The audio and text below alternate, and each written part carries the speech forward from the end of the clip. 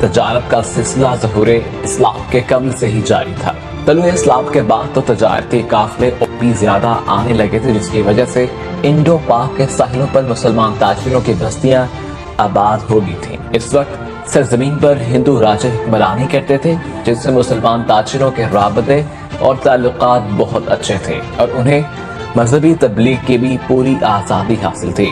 تاریخ خطب میں اکثر مقامات پر لکھا ہے کہ مسلمان عرب تاجروں نے اپنی امانت دیانتداری سے ہندوستان کے لوگوں کو بہت متاثر کیا تھا، حتیٰ کہ بہت سے غیر مسلم دائرے اسلام میں داخل ہو چکے تھے۔ غرض یہ ہے کہ عرب اور ہندو کے تعلقات تجارتی سطح پر تھے۔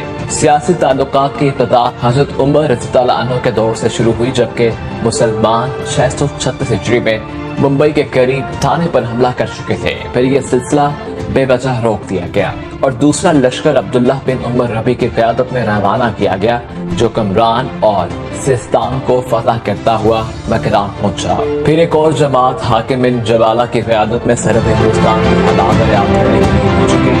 اس نے یہ رپورٹ پیش کی کہ وہاں پانی کم ہے، ہر گھٹے ہیں، ڈاکو سخت ہیں، تھوڑی فوج قتل ہو جائے گی اور بڑی فوج بھوکی ماری جائے گی، اس لیے اس طرف توجہ نہ دی گئی۔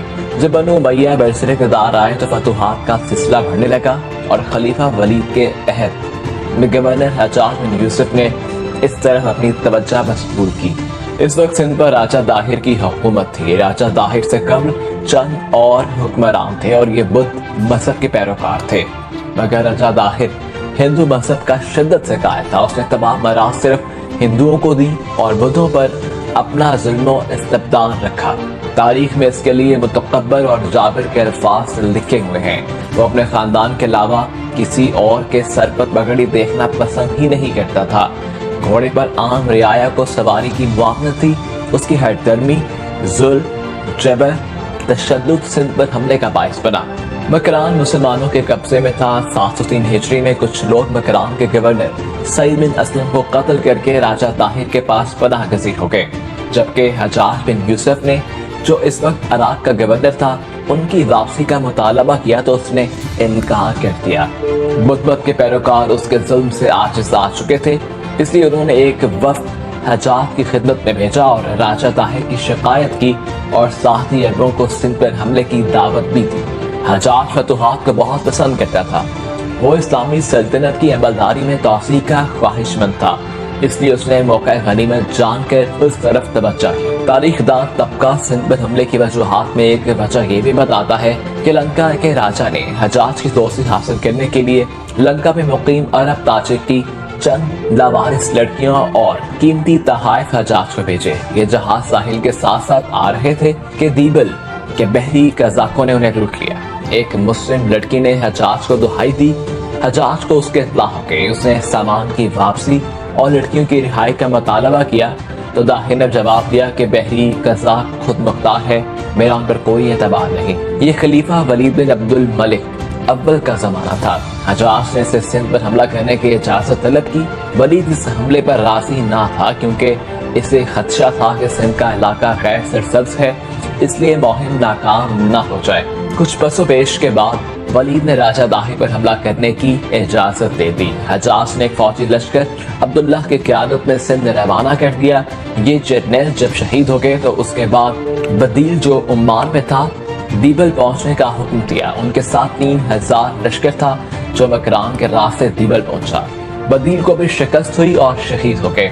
حجاج کو پے در پہ 2 جنرلوں کی شہادت اور شکست کا ازحد افسوس ہوا اور اب وہ جان چکا تھا سندھ کی فتح کے لیے غیر معمولی صلاحیت کے حامل جنرل اور لشکر کی ضرورت ہے۔ چنانچہ اس کی نگاہ انتخاب عماد الدین محمد بن قاسم، جو رشتے میں اس کے چچا زاد بھائی اور داماد بھی تھا، پر پڑی، جو اس وقت فارس کا حاکم بھی تھا۔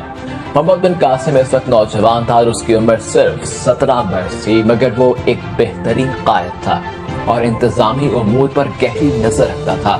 فن سپاہی اور شجاعت میں اعلیٰ مقام رکھتا تھا۔ 711 میں حجاج نے اسے 12,000 کا لشکر، جس میں 6,000 شامی اور 6,000 عراقی فوجی تھے، دے کر موسم خزاں میں خشکی کے راستے سے بھیجا اور اسے اگلے اقدام کے لیے اپنی ہدایت کا پابند بنایا۔ उसके लेक्चर जायदाद में पत्थर बरसाने वाली एक मंजनीक भी थी जिसका नाम उरूस था। कहा जाता है कि इस मंजनीक को हरकत में लाने के लिए 500 अफराद मामूर थे। फौज का जरूरी जंगी और ग़ज़ाई सामान बहरी रास्ते के जरिए मोहम्मद बिन कासिम के लश्कर दीबल पहुंचा, जो इस वक्त बंदरगाह थी। तारीख में यह भी लिखा है कि मोहम्मद बिन कासिम के लश्कर के साथ मुकामी आबादी के अफराद भी फौज में शामिल होते रहे। इस तरह 18,000 की फौज ने दीबल की बंदरगाह का मुहासरा कर लिया। ये मुहासरा तकरीबन 3 माह जारी रहा।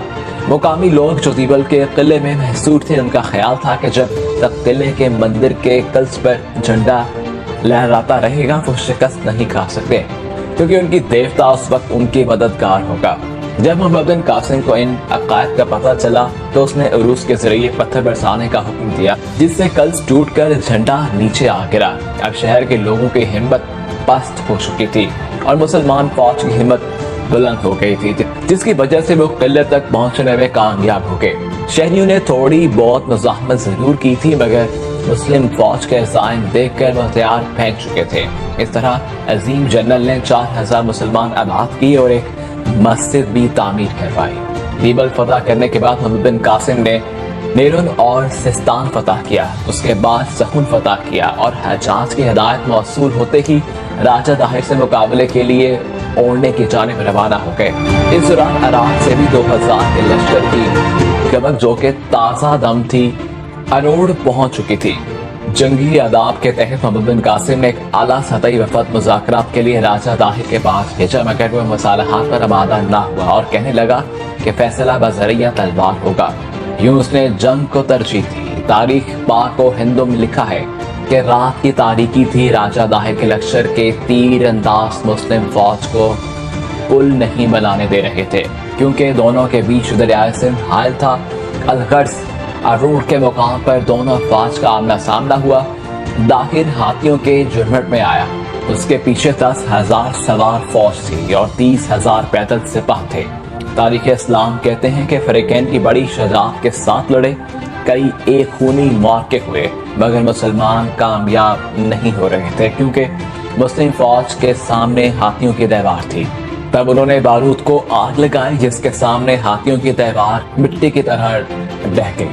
राजा दाहिर की फौज बदहवास होकर भाग गई। खुददार राजा दाहिर का हाथी भी भाग गया और नदी में कूद पड़ा। मुसलमानों ने हाथी पर तीर बरसाना शुरू कर दिए। फिर ने हाथी को उठाया, मगर वो सीधा किले की तरफ भागा। दाहिर की फौजियों ने बराबर का मुकाबला किया। कई सरदार बेजुगरी से लड़े, मगर मारे गए। ये देखकर राजा दाहिर की हिम्मत बढ़ी और वो पैदल ही मैदान जंग में वार्द हो गया और आखिरकार वो भी मारा गया। ये देखकर राजा दाहिर की एक रानी 15,000 सिपाहियों को लेकर किले में महसूर हो गई, लेकिन जब उसने देखा कि अब शिकस्त हो चुकी है, ये शिकस्त यकीनी है, तो जौहर की रस्म अदा करते हुए अपनी जिंदगी का भी खात्मा कर लिया और भी मुसलमानों के हाथ आ गया। इस अजीम फतह के बाद मोहम्मद बिन कासिम बहरामन आबाद पहुंचा। राजा दाहिर का बेटा जयसिंह यहाँ हुक्मरान था। यहाँ भी हिंदू फौज किला बंद होकर मुकाबला करे। कहते हैं कि जयसिंह इस वाक़े में शरीक नहीं था। शहरियों ने मुहासरे से तंग आकर किले का दरवाजा खोल दिया और मुस्लिम फौज शहर में दाखिल हो गई। दाहिर की एक बीबी लाठी यहाँ मौजूद थी, जिसे मोहम्मद बिन कासिम ने अपनी निकाह में ले लिया था। अरोड़ दाहिर के दूसरे बेटे की कब्जे में था, जिसका नाम गोली था।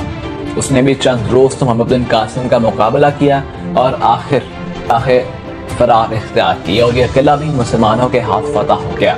इसके बाद मोहम्मद बिन कासिम ने मुल्तान की जानिब पेशकदमी की, क्योंकि इस वक्त मुल्तान सिंध का हिस्सा था और मजहबी तौर पर बुतों का बड़ा मरकज था। यहाँ के बुत गदे में बेशुमार दौलत थी जो मुसलमानों के कब्जे में आई। बिलाजरी के बयान के मुताबिक 18 गज लंबा और 10 गज चौड़ा एक कमरा सिर्फ सोने से भरा हुआ था, जो मुसलमान फौज को मिला। इस सरजमीन को इस वक्त मरकजी हैसियत हासिल थी। सिंध के अक्सर शिकस्त खुर्दा हुक्मरानों ने मशवरा दिया, किला बंद हो जाओ। चुनांचे मुसलमानों ने कई हफ्ते बल्कि महीनों तक मुहासरा किए रखा। चर्चनामे में लिखा है कि दौरान मुहासरा एक मुल्तानी पकड़ा गया जब उसने फौज को कले में पानी की सप्लाई बंद करने का मशवरा दिया। तदबीर कार साबित हुई और दरवाजा खुल गया। उन्होंने मुसलमानों की अताअत कबूल की। बिलाखिर ये 17 साल दले जंगजू नौजवान जिससे उसके खसर हजाज ने इस्लामी जज्बे के तहत मुस्लिम हुकूमत की वसत के खातिर भेजा था, मंजूर कर दिया गया, क्योंकि ये सिंध की फतह की मुहिम के दौरान हज्जाज का इंतकाल हो गया था और फिर खलीफा इस्लाम का भी इंतकाल हो गया था। उसकी जगह सुलेमान खलीफा बना, जिसके बारे में कहा जाता है कि सुलेमान हज्जाज का सख्त मुखालिफ था, क्योंकि हज्जाज सुलेमान खलीफा बनने के हक में ना था। उसने सुलेमान की जगह यजीदैन मोहल्लब को इराक और मशरकी इलाकों का नायब सल्तनत मुकर्रर किया। उनका इन हालात में मोहम्मद बिन कासिम का जवाल हुआ और उसे कैद में डाल दिया गया और फिर यहाँ उसका इंतकाल हो गया। इस पर भी मुख्तलिफ रवायतें आई हैं। तारीख इस्लाम में लिखा है, मोहम्मद बिन कासिम जिस कदर बहादुर था, ये मर्द आहन इस कदर आम जिंदगी में खुश मिजाज, मिलनसार, बमरूद और रहमदिल था। उसने कम सुनी के बावजूद अपनी फहम फरासत का बरबक इस्तेमाल किया और हर कदम सोच कर उठाया। फतह के बाद इंसानों को रोनता हुआ नहीं, बल्कि जिसे उसने पनाह की दरख्वास्त की उसे पनाह दी। उसने थोड़े ही अरसे में सिंध की मुआशरत को बदल दिया। उसकी मजहबी रवादारी ने आवाम के दिल मोह लिए। उसने मजलूम गुर्दों को कैद से आज़ादी दी और एक उम्दा किस्म का निज़ाम हुकूमत दिया। बिलासरी लिखते हैं कि जब मोहम्मद बिन कासिम मजलूल होकर सिंध से रवाना हुआ तो हिंदू रो पड़े और उन्होंने उनका बुत बनाकर भी सितश शुरू कर दी।